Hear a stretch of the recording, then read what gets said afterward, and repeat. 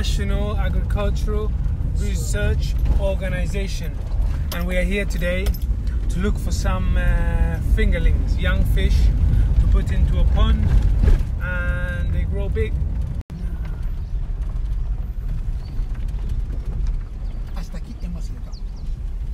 So here we are at NARO, the Great NARO. So Franka Jebali. You know, Uganda scar we could get here a number you. To do one among the two fingerlings.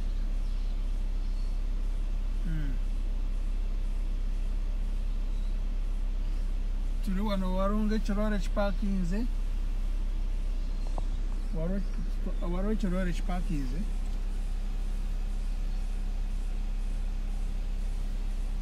Sorry. About 10 minutes. For the start, I would not recommend as many fish. Yeah, we just want, one fry and then. Another thing I want to, what's the lifespan of a fish, of a tilapia? Lifespan. I cannot say for the lifespan, but the maturity, whatever period, that one I can tell. Because for them in the wild, but because the big fish anyway, if it has something, it can go even up to 3 years, more than that. So, yeah, if you remain here, so, but these are big. So for your pond, because you don't know what has been initially there, or you even don't know whether there is some catfish like the other ones there in that last thing. We're in the pond? Yeah, in no, we have just dug it. Yeah, it is new. Yes. Then you are safe. Because if it has been existing for years, it becomes challenging. You put this, the other one enjoys. But these are also big enough. You see, it is already a big fish. Yeah. Because we haven't managed them before, we don't know whether we are going to buy. Good manager, meaning that you are going to buy for them food from Kafika. Those people of Kafika. Because these guys, you see, like you see them coming near you. They are used to feeding. How about somebody, them to somebody feed by buys response. Once you are here, they always come. Once you clap in the pond, they are going to learn that when the people talk around our pond, it is time for food. For food, okay. And you feed them twice a day, at 11 and at 5 in the evening, or 4. How about fertilizing?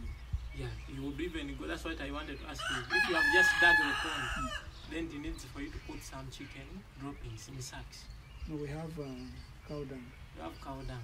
It also works, but the efficiency would not be the same. Yes, chicken droppings is more, at least we can get the nutrients faster. Yeah. Okay. So does it have to be in that sack? No. Because now you are going to affect the depth of the pond. All the time you are throwing the manure, some wastes will remain and settle down. But when you put in a sack, put some small holes, all the nutrients will move out and go into the water. Okay.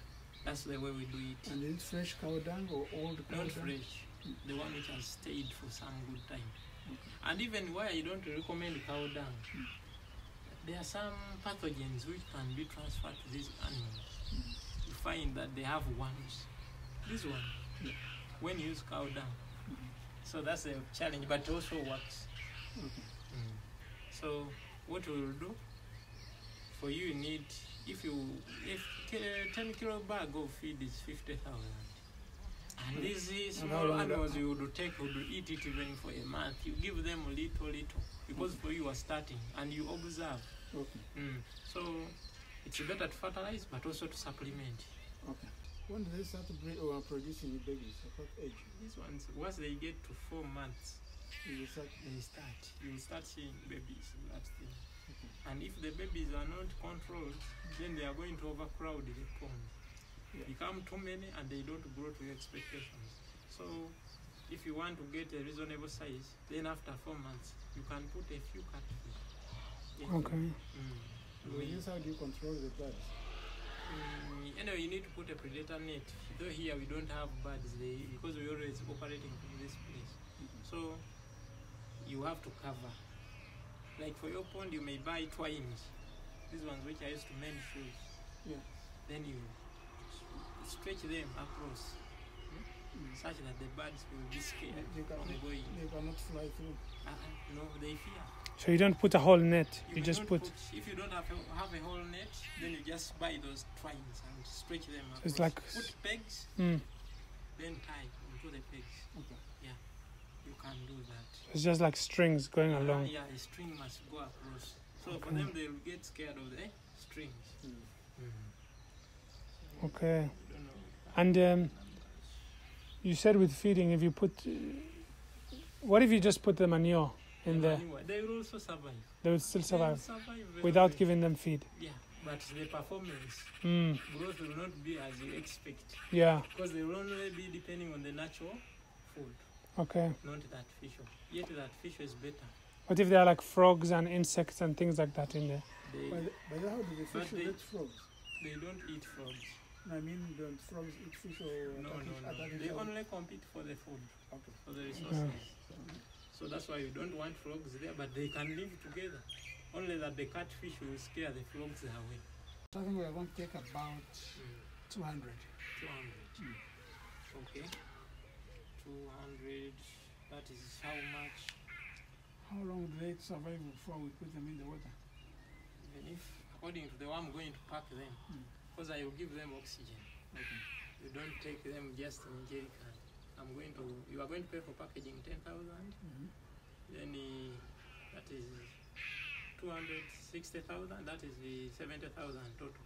Okay. And so you get a receipt from up there. How long does it take? To get a receipt, No, to get the whole process, because we have an appointment in Isinjo at midday. it is just a few minutes. I'm going to get someone here to help me. If it's going to take longer than half an hour, we made an order, we pay, then we go to the appointment and come back and pick them Better. up. That one would work for me. Because now the only issue, I'm going to look for the person who is going to help me. To get these guys from here. Do you want me to help you? No, you have to go to You don't understand.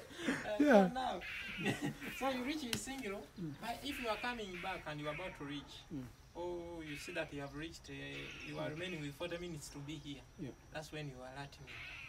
I park.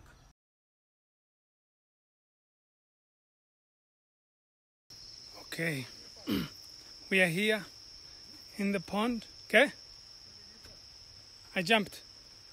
And we're gonna put the fishlings in. Where are we gonna put them? In that one or this one?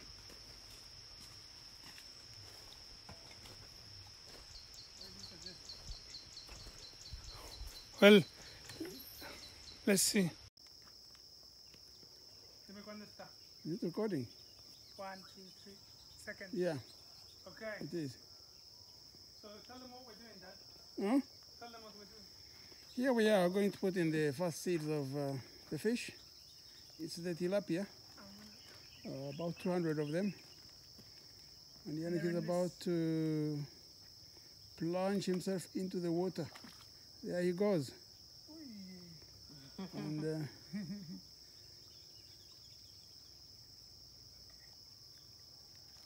are you all right? Yeah. Okay. So the tilapia are in here. They've had a long ride. They had some oxygen put in there in the bag. Are they still alive? I hope so.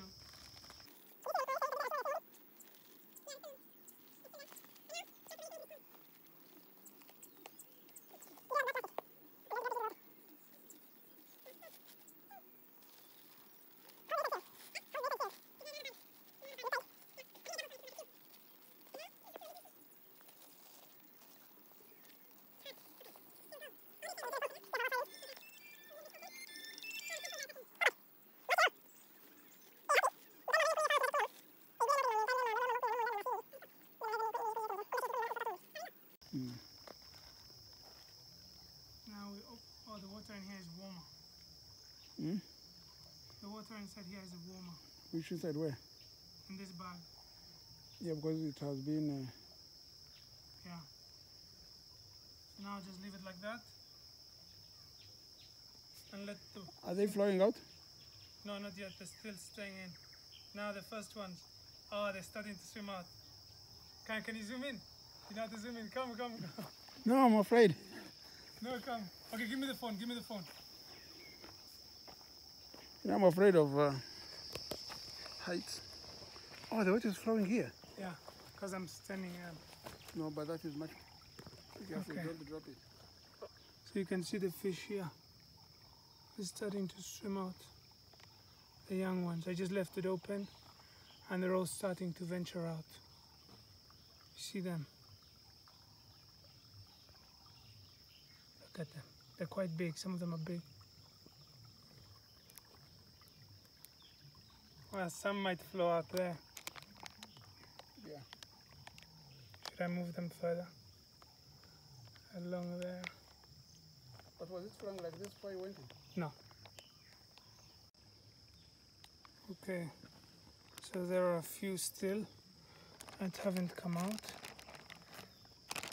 But because the pond drains there, I'm worried that some are gonna go into the other pond. So what I wanna do is try to get them to come out a bit quicker. So how do I do that? I'm gonna tilt this up a bit. Oh, okay, some of them are out.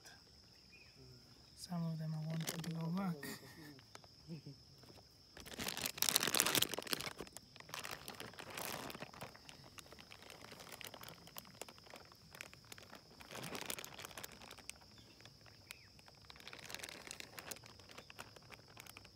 Guys, you've had about 5 minutes now, so it's time to go.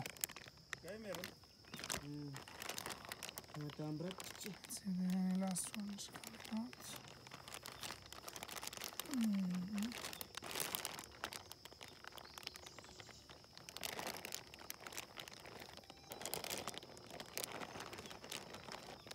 Hello?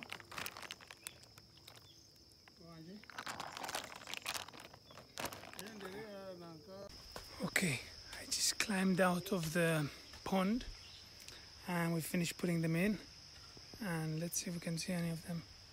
Oh yeah, I think I saw one. See if we can, oh there's one. They're in their new home, which is this pond here. It's quite big, should be big enough. We put 200 in there.